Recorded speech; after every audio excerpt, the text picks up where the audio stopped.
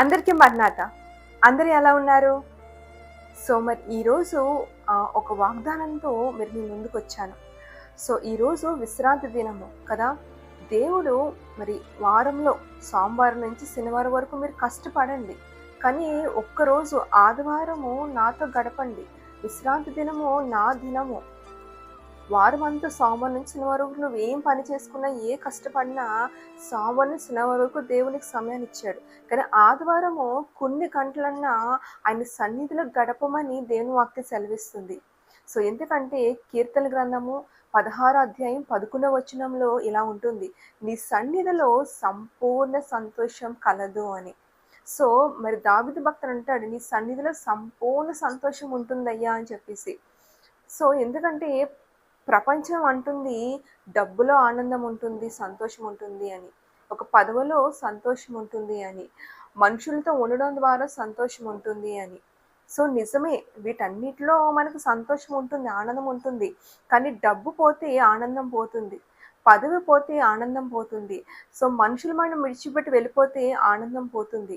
కానీ నిజమైన సంతోషం, శాశ్వతమైన సంతోషము మనకు దేవుని సన్నిధిలో మాత్రమే ఉంటుంది.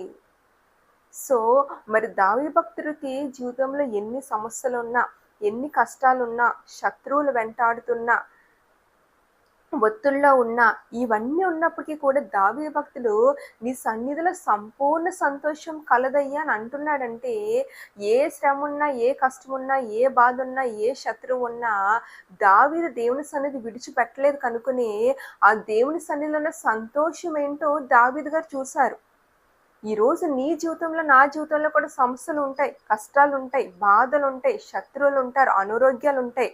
ఏమున్నప్పటికీ కూడా నేను దేవుని సన్నిధి విడిచిపెట్టకుండా ఆయన సన్నిధిలోకి ఆదివారం వెళ్ళి గడిపినట్లయితే, మరి వాక్యం ద్వారా ఆయన ఆరాధించడం ద్వారా, పాటల ద్వారా, వాక్యం వినడం ద్వారా, వాక్యం చదవడం ద్వారా మన హృదయంలో దేవుడు సంతోషాన్ని నిలుపుతాడండి. ఒకవేళ ఇప్పటివరకు కూడా నువ్వు సన్నిధికి వెళ్ళకుండా ఇంట్లో కూర్చున్నట్లయితే, ఈ రోజైనా ఒక్కసారి నువ్వు దేవుని సన్నిధికి వెళ్ళి చూడు. నీకు ఏ కష్టమున్నా, ఏ బాధ ఉన్నా, ఏ వేదన ఉన్నా ఆయన సన్నిధిలోకి నువ్వు వెళ్ళగానే ప్రార్థన ద్వారా, పాటల ద్వారా, ఆరాధన ద్వారా, వాక్యం ద్వారా దేవుని హృదయంలోని వేదన, బాధ తీసివేసి సంపూర్ణ సంతోషంగా దేవుని హృదయం నింపబోతున్నాడు. కాబట్టి ఆయన సన్నిధికి వెళ్ళండి.